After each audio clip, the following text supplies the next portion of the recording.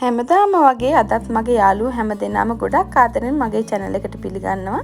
අදත් මම එකතු වෙන්නේ රසම රස cappuccino එකක් ගෙදරදී කොහොමද හදාගන්නේ කියලා පෙන්වන්න. හවසට coffee shop එකට ගිහිල්ලා cappuccino එකක් බීලා පුරුදු ඔයාට lockdown කාලේ ඔන්න ගෙදරදීම cappuccino එකක් හදන්න පුළුවන් දැන්. ආරාධනා කරනවා වීඩියෝ එකත් එක්ක රැඳී ඉන්න කියලා.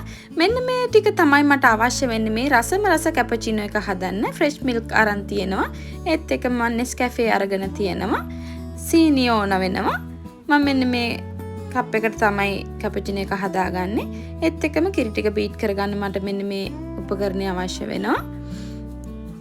ඒත් එකම හැඳි. ඔන්න ඔය ටික තමයි අපිට අවශ්‍ය වෙන්නේ. අපි බලමු කොහොමද හදන්නේ කියලා. ඉස්සෙල්ලාම මම Nescafé තේ හැන්දක් එකතු කරගත්තා. ඊට පස්සේ ඒ හැන්දෙන්ම සීනි හැඳි දෙකක් මම මේ විදිහට එකතු කරගන්නවා.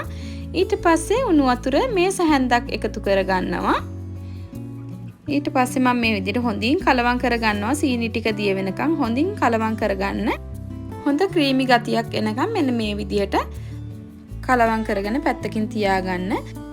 මම මේ fresh milk එක හොඳින් රත් කරලා අරගෙන තියෙන්නේ. ඔයාට මෙතනදී fresh milk නැතිනම් පිටිකිරි උනත් දිය කරලා අරගන්න පුළුවන්. දැන් මම මේක හොඳින් බීට් කරගන්නවා. ඔයාට මේ විදිහේ උපකරණයක් නැත්තම් බීට් කරගන්න. ඔයාට whisk එකක් පාවිච්චි කරලා හරි බීට් කරගන්න පුළුවන්. හොඳින් පෙන නගිනකම් බීට් කරගන්න. ඔයාට පේනවා මේ කිරි එක දැන් හොඳින් පෙන නැගලා තියෙන්නේ. දැන් මම Nescafé දිය කරගත්තු කප් එකට අපේ fresh milk එක මේ විදිහට පෙනත් එක්කම එකතු කරගමු. මෙන්න මේ විදිහට පෙනත් එක්කම හිමින් එකතු කරගන්න. ඔයාලට පේනවා හරිම ලස්සනට උඩට පෙන ටික කොෆිත් එක්ක mix වෙලා එනවා.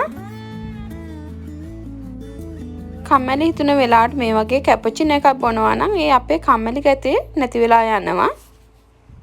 මං හිතනවා දැන් ඔයාටත් ගෙදරදීම cappuccino එකක් හදාගන්න පුළුවන් කියලා. ඉතින් ඔයා බොන්න කලින් මෙන්න මේ විදිහට ස්ටික් එකකින් හොඳින් කලවම් කරගන්න. එතකොට අපේ coffee milk දෙකම හොඳට කලවම් වෙනවා.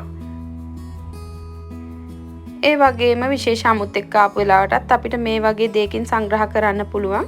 වීඩියෝ එක හොඳ නම් යාළුවොත් එක්ක ෂෙයා කරන්න, කමෙන්ට් කරන්න, ලයික් කරන්න. ඒ වගේම ඔයා මගේ channel එකට අලුත් කෙනෙක් නම් විතරක් channel එකටත් subscribe වෙන්න. තවත් මේ වගේ රසවත් වීඩියෝ එකක් ගේන බලාපොරොත්තු වෙමින් මං ගිහින් එන්නම්. හැමෝටම තෙරුවන් සරණයි. මම නිලු.